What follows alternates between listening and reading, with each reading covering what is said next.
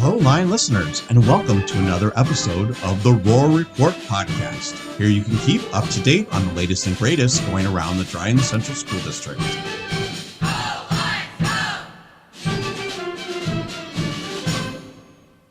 Today, we have two special guests with us, co-advisors of Dryden Elementary's Green Team, Kate McKee and Joanne Andersen. Earth Day was April 22nd, so in this episode, we'll explore what the Green Team is all about. Thank you both for being here today. Thanks for having us. Yeah, thanks. Can you introduce yourselves and tell us how long you've been working with the Dryden Elementary School Green Team? Yeah, so I'm Joanne Andersen, and I'm a reading teacher at Dryden Elementary School. I've been working there for 13 years as a reading teacher, and I joined the Green Team 3 years after that. So I've been with them for 10 years now. And I'm Kate McKee. I teach second grade at Dryden Elementary School. I came to Dryden a little later. I came from a different district in 2019. And I was telling Joanne, I didn't know if she realized my first day that I had email, she had sent out an email looking for a co-advisor. And I had been working, trying to do sustainability things in my former district. I saw that and it seemed like it was meant to be. So there we go. I mean, we had seen each other. Yeah. So that kind of leads into our next question. So, and Kate kind of got into that answer a little bit, but how did you get involved in the Green Team, and maybe why did you choose to do that?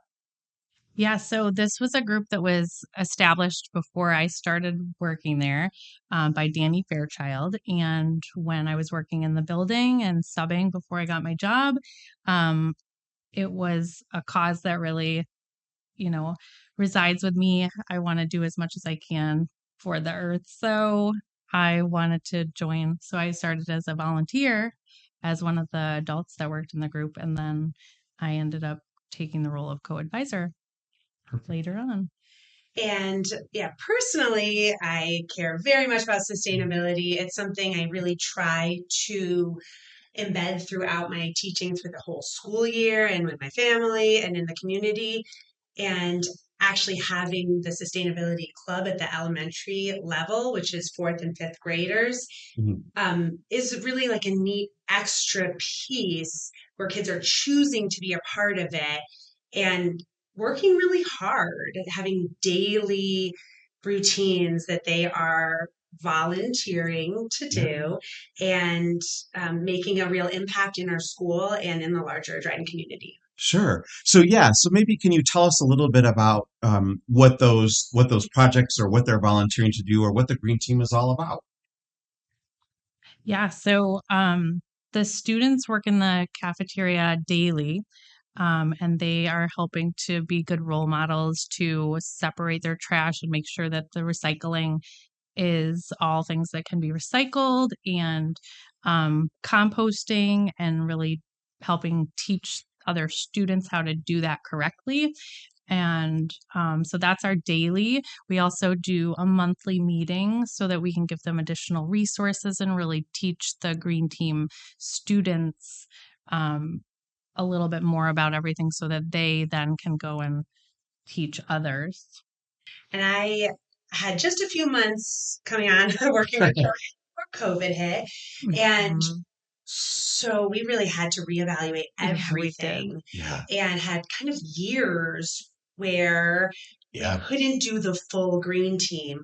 So that was when we had to go online. We couldn't have in-person meetings. We couldn't compost. Right. Against New York State. Right. Compost. One of them. Auger rules with COVID. Yeah. And so we've been coming back from that since then. But something we did when we were having online meetings and we all became Google Classroom experts is we made monthly themes, which we've kind of held to. And each month it's a different sustainability theme that we really try to educate the students on, engage them with. And we talk about that a lot in our meetings, and we keep our Google Classroom going. Yeah. Mm-hmm. Awesome. So Kate, what's been your favorite Green Team project so far? And we were just saying that like the last year, the 2022 to 2023 school year was the first one that I felt like we got the full effect of back Green into Team. it. Yeah. And there were lots of events that Joanne has been doing for years. And we even did some new things as well.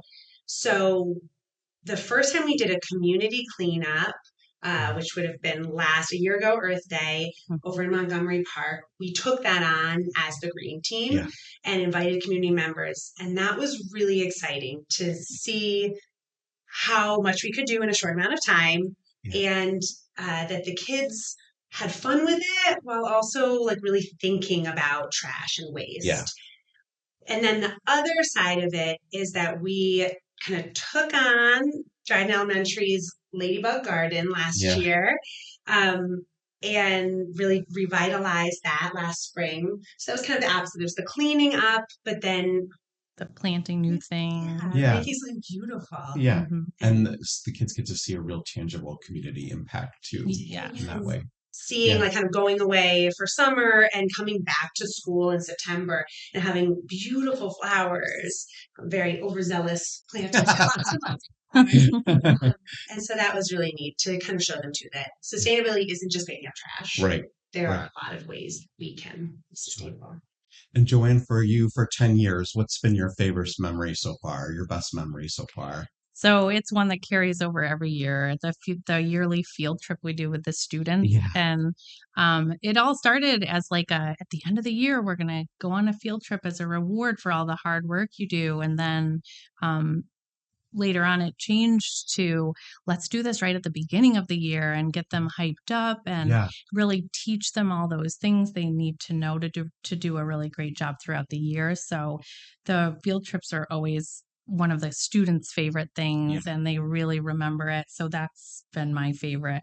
And this year, we actually did like a walking field trip on the service day at the middle school, high school. So we got to pair up with the sustainability club and kind of help them do their service project here and the garden club as well. So the students are making those connections and kind of seeing where they're going. And things they can do as they transition to middle school and high school. And like that.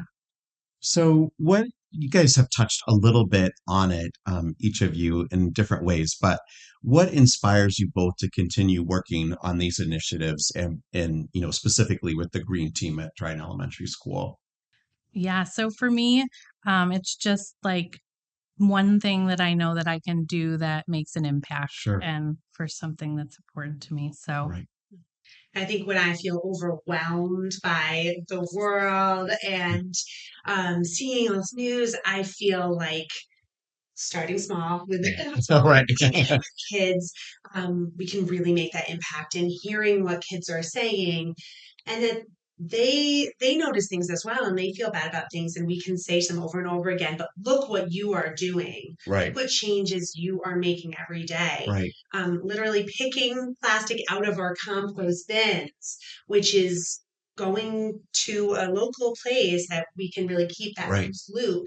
And having them also share that with their families and just kind of thinking of how the littlest things we do can snowball in a positive way and make a big change. No, that's great. And one of the purposes of doing the podcast was to kind of get to know students and staff members on a different level or a little bit of a different, in a different kind of arena, so to speak. So when you're not helping our community save the earth, what do the two of you like to do for fun or what are your hobbies? Yeah, so having small children, a lot of it revolves around them, but like definitely going on hikes and planting the garden in the summer and thrifting has always been one of my favorite things to do when the kids aren't around and I can go spend time looking for treasures. Keeping the sustainability. And like we can outside. And I think that's our success in this role too. So we have young kids in this community. And so when we go out and do an Earth Day cleanup with the green team, we're also doing it with our kids. We're also it's like that. It's the things we choose to do as well. Awesome. And if somebody was listening right now that wanted to get, dip into the sustainability pool and wanted to get involved, what would be the best way for them to do it? So I was going to say, mark your calendar for June 1st because we have our annual rummage sale fundraiser for the green team coming up that day. So you could come out that day and find some great things and make a donation to the green team. Yeah. And we are accepting donations until then as well. Drop them off at Dryden Elementary School. And it's like our one-day pop-up reuse center, thrift shop. Yeah. Yeah. So it's really And it's nice. been really successful and helpful for us. So And that's June 1st, right? yes. June 1st from when to when? 8:30 to 11:30 at the Dryden Elementary School gymnasium. And it's cash only and name your own price. I'm kidding. If you like bargains, then This is the place. it's it's a lot. That is another really fun event. Awesome.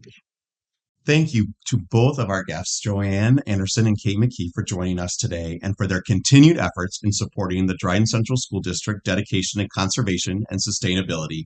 And we appreciate all that both of you do. And here at Dryden, we like to have fun while we learn. So today, we will be testing you on some theme questions in a game we like to call Pop Quiz. And you'll be tested on 4 questions, including a tiebreaker if need be, and whoever gets the most point wins. Are you ready? I'm ready. All right. So question 1, and it's, yeah, exactly. So in what year was the first Earth Day celebrated in the United States? Was it A, 1965, B, 1970, or C, 1952? B.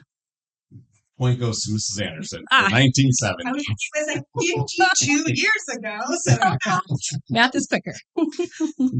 Which was the first national park? Was it A, Yellowstone, B, Sequoia, or C, Grand Canyon National Park? B. Sorry, I'm saying. Oh, Get that? I was going to say Sequoia. Was that? No, it's A, Yellowstone. Yellowstone.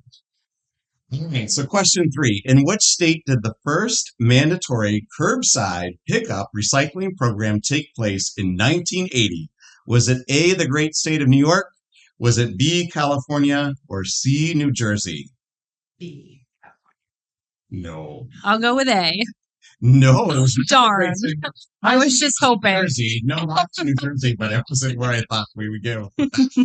All right. So 1 for Mrs. Anderson so far. So question 4, last question. About how much of the water on Earth is safe to drink? Is it A, 95%, B, 26%, or C, 0.3%? I think it's C, 0.3%.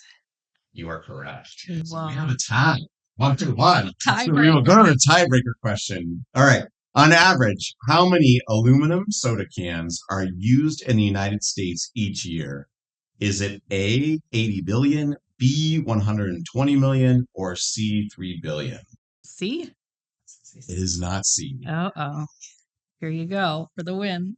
What do we? We say A was 80 billion or B was 120 million.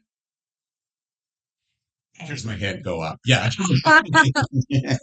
It was 80 billion. Wow.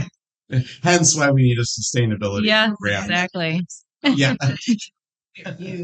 So congratulations to Mrs. McKee. You are our winner. Again, we would like to thank our guests for joining us today and the Dryden Elementary School Green Team, for their tireless efforts. For our Lion listeners, stay tuned for more episodes to come and feel free to send us any suggestions on who we should interview next. I'm your host, Superintendent Josh Bachagulpi, and this is the Roar Report, signing off.